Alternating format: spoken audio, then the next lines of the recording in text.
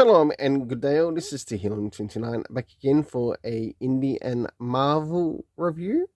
And as you can see, I've got Side-Dimensional Rivals, issue 5. Apparently this is meant to be the last issue to this particular series. Followed by Shredder, the TMNT Shredder, issue 8. I'll now get things ready and organised for the first one I'll be reviewing. So, first things first, does this cover in any way, shape or form connect to something that's happening inside with the story?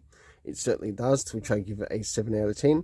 Next is the area of the internal art as we have a look around the beginning, the middle and of course the end, and also what is happening story-wise with the characters. Of course, we get a bit of a refresher of some of the things that have been happening in her journey.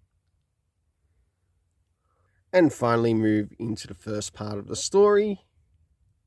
Then we move into the middle, and of course towards the end, until of course she finds the very stone. For the internal art, I give it a 7.5 out of 10. Next is the area of the story rating. First things first, were there anything time related? No. Location related? No. Last but not least, cast of characters consisting of Sai, we saw Jeff the Shark, Loki, as well as a couple of other characters.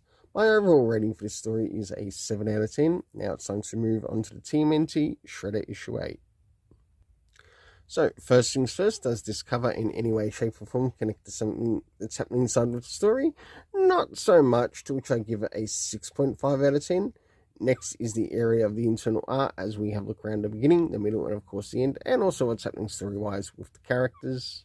So as the story begins, we see, well, the Shredder himself taking out a lot of, well, his villains in this particular fight.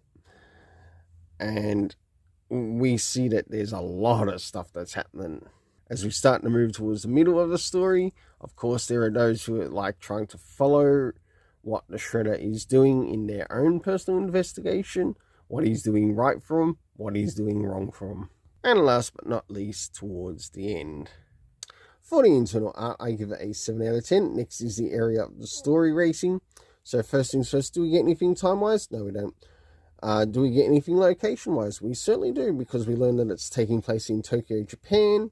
And last but not least, the cast of characters consisting of Shredder and Kenji. My overall rating for the story is a 7 out of 10. Until then, let's keep it colourful and have yourself an awesome day.